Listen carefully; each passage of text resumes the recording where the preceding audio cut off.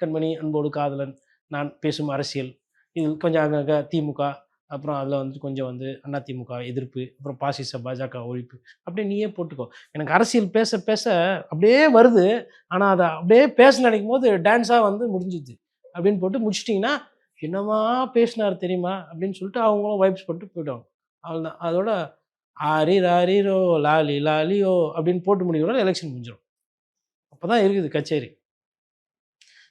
அதாவது எல்லாம் நெனச்சிட்டு இருக்கிறாங்க, விஜய் சாரோட ஃபேன்ஸ் ஒண்டி தான் களத்தில தீயா வேலை செய்றாங்கன்னு.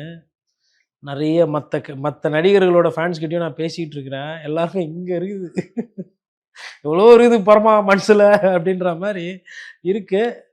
பார்க்கணும். சூப்பரா இருக்கும் வர தேர்தல். 2 விஷயத்துல நடக்கும். ஒண்ணு கட்சிக்கு கட்சி போராட்டம் நடக்கும். இன்னொன்னு டிவிகே வெர்சஸ் அதர் சினிமாவோட ஹீரோஸோட ஃபேன்ஸுக்கும் அவங்களுக்கும் ஒரு இது இருக்கு. இது அவங்களுக்கு தெரியாது.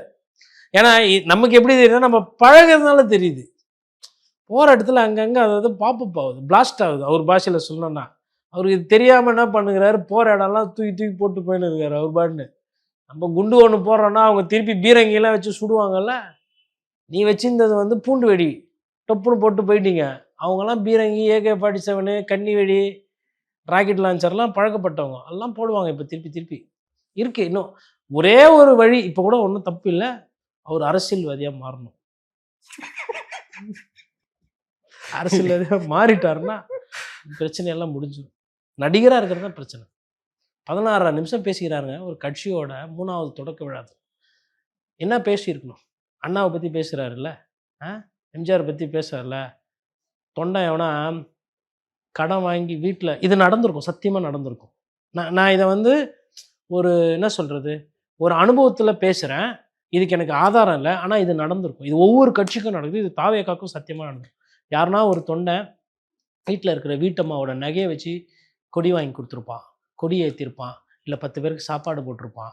இல்ல அவன் அவன் அன்னைக்குன்னு வச்சிருந்த தன்னோட வீட்டுக்கு வாங்க வேண்டிய செலவுல வந்து எதையோ ஒண்ணு பண்ணியிருப்பான். இந்த கட்சி ஆரம்பிச்சப்போ.